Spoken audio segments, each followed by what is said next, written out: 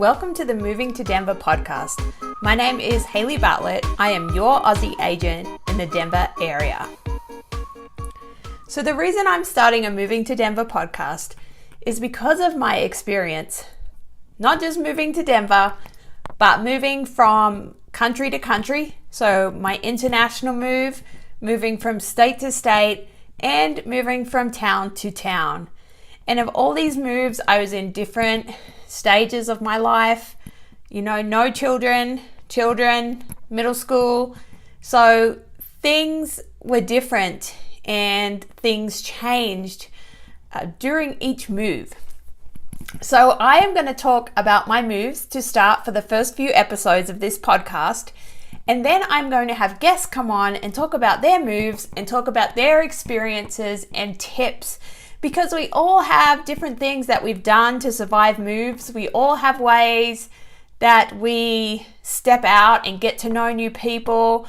We all have this life experience that we should all share. And that's what I want from this Moving to Denver podcast. So first, there's a little background story about me. I am obviously Australian. That's why I brand myself as the Aussie agent. I'm not trying to put on an Outback Steakhouse voice. This is my voice, and it does have a tinge of American in it these days because I have been in the States for 14 years now. Actually, 14 and a half years to be exact. I moved here in December 2004. And how that came about was I met my husband on eHarmony. So we met online. I was not looking to move to America. I was not looking for an American, but I ended up with one on eHarmony, and we chatted back and forth. And then we continued to talk on the phone via video camera. And back then, the video camera was, videos were just becoming a thing. And we talked online via sending each other emails every day because we had quite a time zone difference. So we would send each other recap emails every day of what happened during our day so that when I woke up in the morning, I had my email there and I could read it and vice versa. So we talked online for a whole year before he flew to Australia for 2 weeks, and we got to know each other on a more personal level. A week after he flew back from Australia and flew back to the States, a big FedEx box turned up on my office desk, and it had a beautiful engagement ring on it, in it. So we were engaged at that point, and then 4 months later, we got married, and I decided that I would be the one to pick up and move. And how that came about is that I have what I like to call gypsy blood. It is this thing where I need new experiences. I need new things going on in my life. I need to travel and see new places. Otherwise, I get a little depressed. So it's my gypsy blood. I believe it comes from my father. That's all I can gather. We moved a lot. We moved around a lot when I was a kid, and he moved around a lot when he was a kid. So I think it definitely comes from that side of the family. So my gypsy blood was like, all right, we'll do this. We will go on a new adventure, and I will be the one that moves. So that's what we decided. So December 2004, I packed 2 suitcases. Now, I had lived by myself at this stage. I had lived with flatmates. I had things. I had a bed. I had furniture. I had items that I had bought, and I just got rid of them all and packed 2 suitcases and moved to O'Fallon, Illinois. Now, any of you that have been to O'Fallon, Illinois, it is on the Illinois side of St. Louis. So it's about 25 minutes from the city of St. Louis. And our house had a cornfield at the back. So I had moved from a coastal state to the cornfields of Illinois.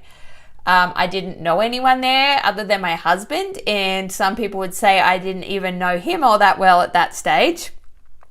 I didn't have a car when I got there because I didn't have a license. I didn't have a social security number, so I couldn't work. There was a lot I didn't have, and I guess I didn't think about all of that when I just said, okay, I'll be the one to move.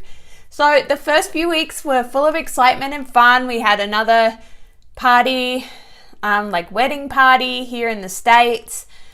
We had, people wanting to meet me, and it was all kind of fun. And the first few weeks were all right, great. And then life hits. Your husband goes back to work and you're at home by yourself doing nothing, and there's nothing you can do because you don't have a job and you don't know anybody. So I was sitting in my pajamas all day long watching Dawson's Creek. And I think I watched every episode of Dawson's Creek over those next couple months. And I was depressed, and I would cry at 2 a.m. in the morning. I didn't want my husband to feel bad or sad for me, so I would get up out of bed and go into the other room and lay on the floor and cry because I wondered what I had done. I was lonely. I didn't have that support and familiarity around me.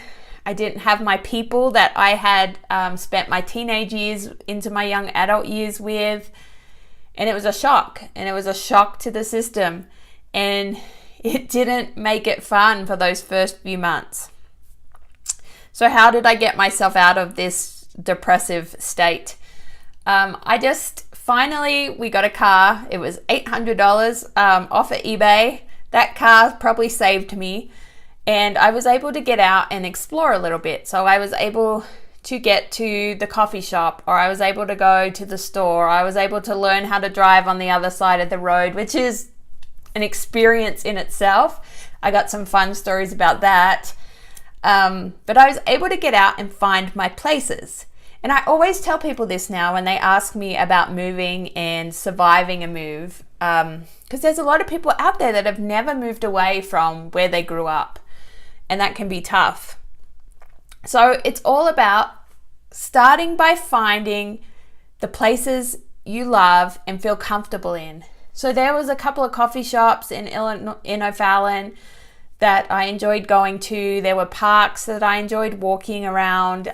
There was the Hallmark store, because we didn't have those in Australia. And I walked into that Hallmark store and met an English lady who had similar experiences to me, and we became fast friends just because we had that connection. So find places that you love, get familiar with them.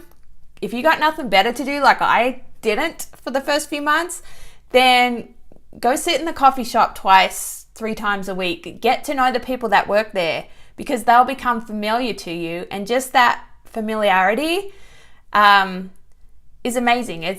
You start connecting with people, and you start feeling like, okay, so this is my spot I go when I start feeling like lonely and I start feeling like I don't know anyone. Go there. Go to those familiar places. See those familiar faces, and you may spark up conversations, and you may start relationships from that.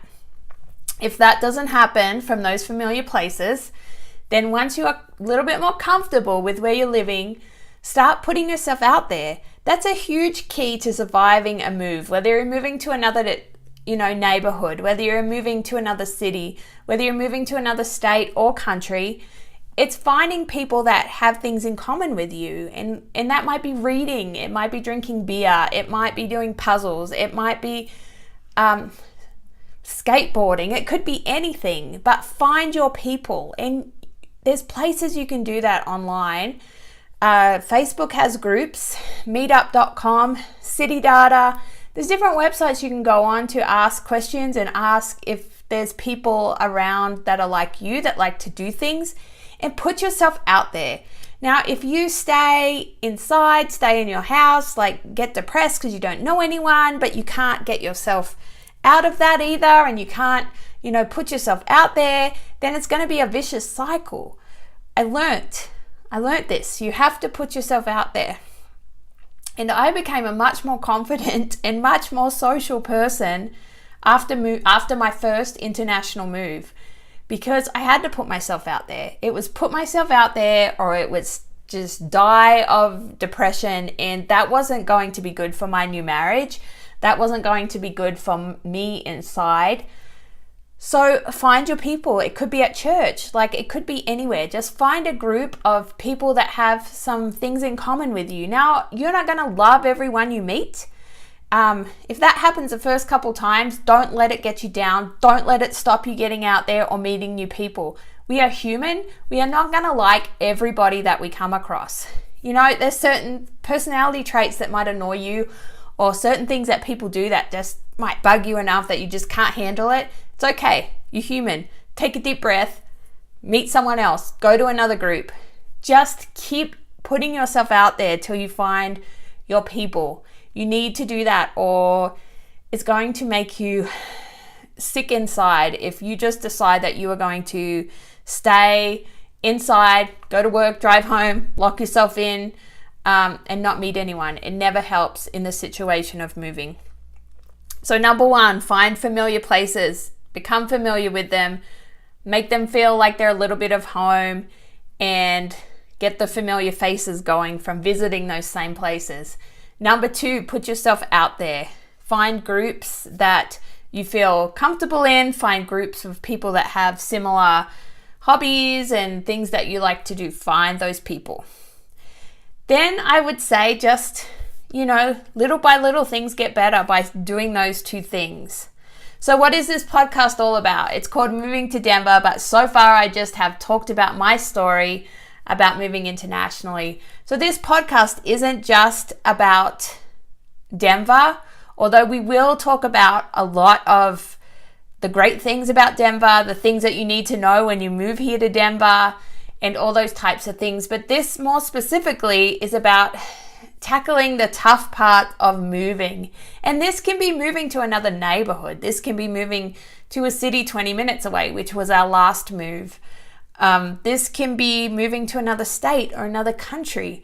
I am going to have guests on eventually. The first few episodes are just going to be me talking about my experience, but then I'm going to bring in guests that have had these experiences and had a hard time moving, know how to do it, professionals that do in this moving business. We'll have them on as well and get to chat to them and hear their stories. So this podcast is about moving in general and how to cope with the hard parts of moving. So I hope you've enjoyed listening to our first episode of Moving to Denver. Once again, my name is Hayley Bartlett. I am your Aussie agent in the Denver area. I am a realtor and I love helping people move, whether, like I said, it be neighborhood to neighborhood or, sorry, the spring allergies are kicking in, or whether you're moving from state to state. I would love to help you. I hope you've enjoyed this first episode, and I hope you come back to listen again. If you have enjoyed the episode, make a comment, like the podcast, give me a thumbs up. And if you need any advice about moving, I would love to chat sometime. All right, guys, I hope you're having a fabulous day, week, year. Let's talk again soon. See ya.